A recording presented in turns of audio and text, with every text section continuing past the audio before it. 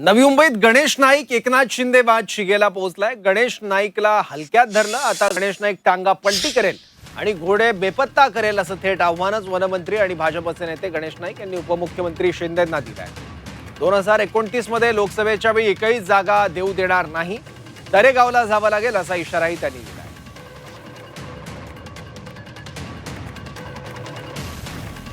मी challenge देऊन सांगतो, गणेश नाईक तुझा टांगा पलटी करेल, घोडे फरार नाही, घोडे बेपत्ता करून टाकले।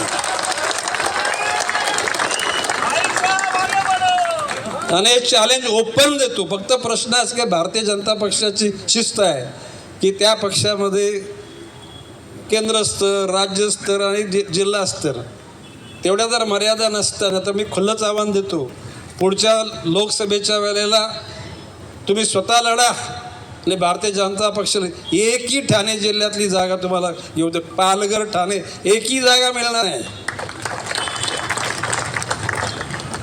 आणि मग गावाला जायला लागेल। त्या गावाचं नाव काय? दरेगावला जायला लागेल।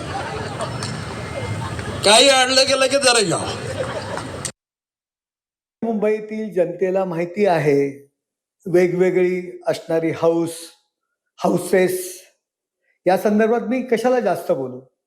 नवी मुंबईतील जनतेला माहिती आहे या ज्या काही जागा, जमिनी, आम्ही कशाला बोलायला पाहिजे। नवी मुंबईच्या रस्त्यावर बोललं जाते, त्यामुळे मला काही याविषयी जास्त बोलायचं नाही आहे। त्यांना स्पष्टीकरण का द्यावं लागतंय? स्वतः काचेच्या घरात जे राहतात त्यांनी दुसऱ्याच्या घरावर दगड मारण्याचा प्रयत्न करू नये।